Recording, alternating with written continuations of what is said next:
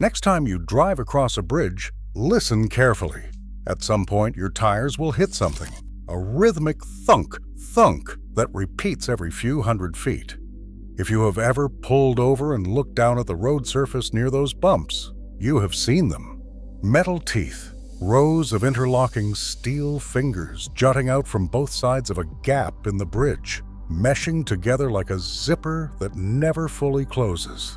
They look aggressive, almost dangerous, like the bridge is biting down on itself. But those metal teeth are not decoration. They are the only reason the bridge beneath you has not ripped itself apart. Today, we are uncovering why every major bridge on Earth has these steel jaws built into it, and what would happen if they were not there.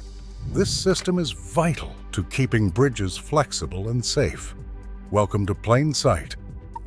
To understand the teeth, you first need to understand something bridges do that most people never think about. Bridges move, not in a dramatic, catastrophic way, but every single day, the bridge you drive over is growing and shrinking. Steel, concrete, and almost every building material on the planet expands when it heats up and contracts when it cools down. This is called thermal expansion. On a hot summer afternoon, a steel bridge can grow several inches longer than it was on a freezing winter night. A long bridge, say 1 mile across a river, can expand by over a foot in either direction depending on the season. Now imagine you built that bridge as one rigid, continuous piece locked at both ends. In winter, the bridge contracts and pulls inward. Massive tensile forces build up in the steel. In summer, it expands and pushes outward with nowhere to go. The pressure becomes enormous, enough to crack concrete, buckle steel beams, and eventually cause a catastrophic structural failure. Without somewhere for that movement to go, the bridge essentially destroys itself with the weather. This is why engineers invented expansion joints. Those gaps you see in the road surface are carefully calculated spaces that give the bridge room to breathe. When the bridge expands in the heat, the gap narrows. When it contracts in the cold, the gap widens. The bridge is alive, shifting with the temperature, and the joint absorbs every inch of that movement. But here is the problem. You cannot just leave an open gap in the middle of a road. Cars would catch their tires in it. Rain would pour through and erode the supports below. Debris would fill the space and eventually lock the joint shut, defeating the entire purpose. Engineers needed something that could cover the gap while still allowing it to open and close freely.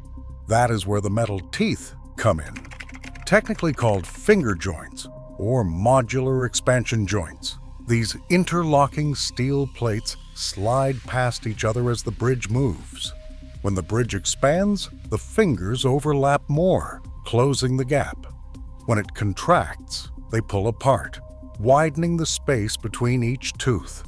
The surface stays smooth enough for traffic to pass over, but underneath, the bridge is free to move however it needs to. If you look closely at these teeth, you will notice they are not flat. They are slightly angled and precisely machined to avoid catching on each other. Some modern designs use rubber seals between the fingers to keep water and road salt from dripping through onto the structural components below. Because rust is the silent killer of bridges.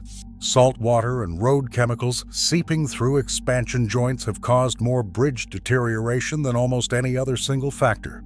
The teeth do not just manage movement, they protect the bridge's skeleton. Now, not all expansion joints use teeth. Smaller bridges might use simple rubber strips that stretch and compress. For longer spans, especially suspension bridges and highway overpasses in regions with extreme temperature swings, only the interlocking metal finger design can handle the range of motion required. Some massive bridges have joints that can accommodate over 2 feet of movement. And it is not just temperature. Bridges also move under traffic loads, wind, and even earthquakes. A heavy convoy of trucks crossing a bridge causes it to flex downward. High winds push it sideways. In earthquake-prone areas, expansion joints are designed to absorb seismic shifts, allowing sections of the bridge to move independently rather than snapping as a single rigid structure. Without these joints, an earthquake would not just damage a bridge, it would shatter it. Here's one final detail most people never notice. Those thunk-thunk sounds your tires make when crossing the joint, engineers actually monitor that rhythm. Changes in the sound or the feel of driving over an expansion joint can signal that the joint is failing, that debris has jammed it shut, or that the bridge is moving more than expected. Maintenance crews inspect these joints regularly, sometimes finding that a jammed expansion joint has already started cracking the concrete around it. So the next time you hear that familiar bump while crossing a bridge, you'll know what's happening beneath your wheels. Those metal teeth are the bridge's way of breathing, flexing with the heat and the cold, absorbing the shock of traffic and storms, and quietly preventing the entire structure from tearing itself apart. It's one of those details that hides in plain sight, small enough to ignore but critical enough that without it, the bridge would not survive its first year. This is Plain Sight. If you enjoyed this, hit that like button and subscribe for more stories hidden in the everyday world around you. Thanks for watching.